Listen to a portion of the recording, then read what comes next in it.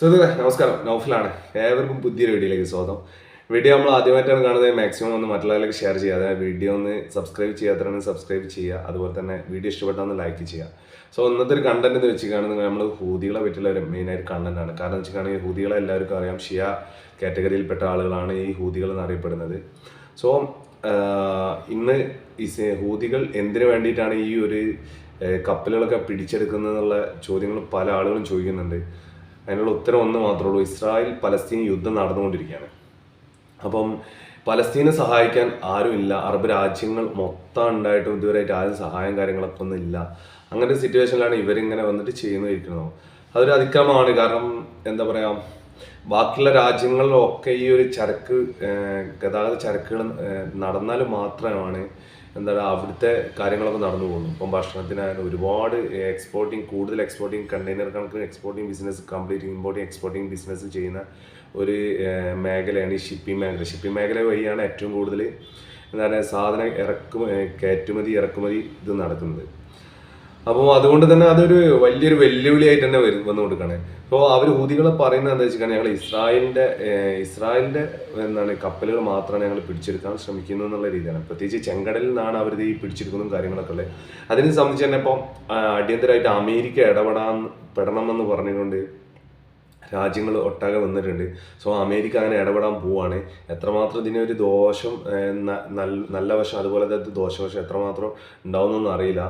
ഏതായാലും ഈ യുദ്ധം എന്ന് പറഞ്ഞത് നമുക്ക് എന്താ പറയുക, യുദ്ധം വരുന്നതോറും നമുക്കൊക്കെ പേടി കൂടി വരിക. കാരണം എന്ന് വെച്ചിട്ടുണ്ടെങ്കിൽ നമ്മുടെ സാമ്പത്തിക അവസ്ഥ, ഒരു രാജ്യത്തിൻ്റെ ഒരു യുദ്ധം വന്നു കഴിഞ്ഞാൽ സാമ്പത്തിക അവസ്ഥ മൊത്തം തകരാറാവും. കാരണം എന്ന് വെച്ചിട്ടുണ്ടെങ്കിൽ സാമ്പത്തിക പ്രതിസന്ധിയിലേക്ക് തരംതാന്ന് പോവുകയാണ് ചെയ്യുക. അപ്പം യുദ്ധത്തിന് ഒരിക്കലും നമ്മളെന്താ ചെയ്യുക, പ്രോത്സാഹിപ്പിക്കൂല. സോ യുദ്ധം അവസാനിപ്പിക്കുക എന്നുള്ള കാര്യത്തിന് മാത്രമേ നമ്മൾ എപ്പോഴും പ്രോത്സാഹിപ്പിക്കുള്ളൂ. അപ്പോൾ അതാണ് പറഞ്ഞത്. അപ്പം എന്താ വെച്ചിട്ടുണ്ടെങ്കിൽ ഹൂതികൾ ഇങ്ങനെ ചെയ്ത് കഴിഞ്ഞിട്ടാണെങ്കിൽ അമേരിക്ക ഇടപെടണമെന്ന് പറഞ്ഞിട്ട് ഒരുപാട് രാജ്യങ്ങൾ മുന്നോട്ട് വന്നിട്ട്. കാരണം ഒരുപാട് കമ്പനികൾ സ്റ്റോപ്പ് ചെയ്തിട്ടുണ്ട് ചെങ്കടലിലുള്ള യാത്ര. കാരണം അപ്പം ഓൾറെഡി ട്രാൻസ്പോർട്ടും കാര്യങ്ങളൊക്കെ നടക്കുന്നത് ഇപ്പം വഴി തിരിച്ചു വിടുകയാണ്. കാരണം എന്താ പറയുക, നമ്മളെ ചെങ്കടൽ വഴി പോയിട്ട് അവിടുന്ന് എന്താ പറയുക, ഇവർ പിടിച്ചെടുക്കുന്ന സാഹചര്യം ഉണ്ടാകുന്നത് കാരണം ഇവർ തിരിച്ചിടുക. അതും അന്താരാഷ്ട്രത്തിൽ തന്നെ മൊത്തത്തിൽ ഇന്ധന വില വർധനവടക്കം മൊത്തം ഒരുപാട് സംഭവങ്ങൾ ഇതിൽ വരാൻ പോകുന്നുണ്ട്. അപ്പോൾ ഇതിൻ്റെയൊക്കെ മെയിൻ ആയിട്ടുള്ള പ്രശ്നം എന്ന് വെച്ചിട്ടുണ്ടെന്നുണ്ടെങ്കിൽ, അപ്പോൾ ഈ ഒരു കാര്യത്തിന് എന്താ പറയുക, നമ്മൾ സപ്പോർട്ട് ചെയ്യൂല.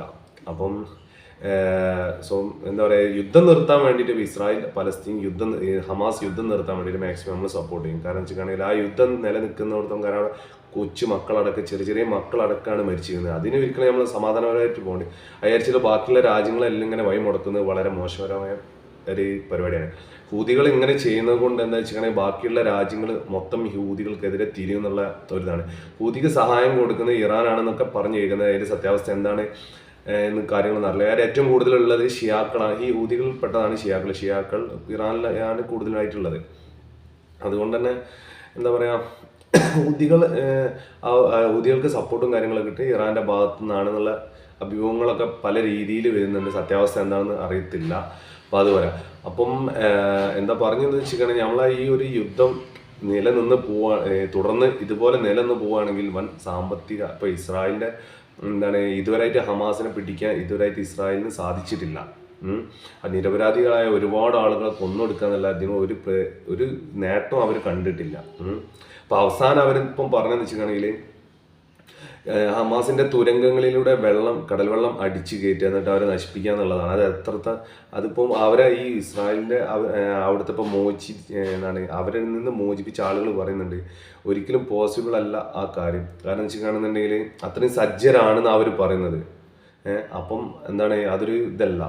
ഇതുവരെയായിട്ട് നാശനഷ്ടം ഏറ്റവും കൂടുതൽ ഉണ്ടായിക്കൊണ്ടിരിക്കുന്നത് ഇസ്രായേലിനാണ്. ഇസ്രായേൽ നമ്മൾ സപ്പോർട്ട് ചെയ്യുന്നില്ല, അനുകൂലിക്കുന്നില്ല, പ്രതികൂലിക്കുന്നില്ല. പക്ഷെ നടക്കുന്ന കാര്യങ്ങളാണ് പറയുന്നത്. ഈ ഒരു യുദ്ധം കൊണ്ട് മൊത്തം നമ്മളെ നമ്മളെ ലോകത്തിന്റെ മൊത്തം, അതായത് ഒരു കൊടുക്കൽ വാങ്ങൽ ഒരു ഇതാണ്. രാജ്യത്തിന്റെ ഏറ്റവും വലിയ സമ്പത്ത് എന്ന് പറയാൻ, അതായത് നമ്മളൊരു സാധനം കൊടുക്കുന്നു, വാങ്ങുന്നു, അങ്ങനെ സംഭവം നടന്നാലാണ് ആ രാജ്യത്തിന്റെ പുരോഗതിയും നിലനിൽപ്പൊക്കെ ഉണ്ടാവുള്ളൂ. അതൊക്കെ ഇവിടെ സ്റ്റോപ്പാവും. അപ്പം അങ്ങനെയൊക്കെയുള്ള ഒരു സിറ്റുവേഷനാണ്. അപ്പോൾ ഈ ഹൂതികളെ പറ്റി പറയുകയാണെങ്കിൽ, ഹൂതികളെ എന്താ വെച്ചിട്ടുണ്ടെങ്കിൽ വൻ സജ്ജരാണെന്നാണ് പറഞ്ഞേക്കുക. അവർക്ക് എല്ലാവിധ ആയുധങ്ങളും കാര്യങ്ങളൊക്കെ കിട്ടുന്നുണ്ടുള്ള റിപ്പോർട്ടും കാര്യങ്ങളൊക്കെയാണ് ഇപ്പോൾ വന്നുകൊണ്ടിരിക്കുന്നത്. അപ്പം ഇന്ന് ഈ ഹൂതികൾ ചെയ്യുന്ന ഒരു വളരെ മോശകരമായ ഒരു സംഭവമാണ്. ഇതൊരിക്കലും ചെയ്യാൻ പാടില്ല. പക്ഷെ എന്താ വെച്ചിട്ടാണെങ്കിൽ അവരെ സപ്പോർട്ട് ചെയ്യുന്ന ആരായാലും ഇങ്ങനെയല്ല ഒരിക്കലും എന്താ പറയുക, ഒരു രാജ്യത്തിന് ഇങ്ങനെ വരുമ്പോൾ ഇങ്ങനെ എല്ലാ അതായത് ബാക്കിയുള്ളവരുടെ അന്നം മുടക്കിയിട്ടല്ല എന്താ പറയുക ഇങ്ങനെ പ്രതിരോധിക്കുന്നത്. അപ്പോൾ യുദ്ധം ഒന്നിനൊരു പരിഹാരമല്ല.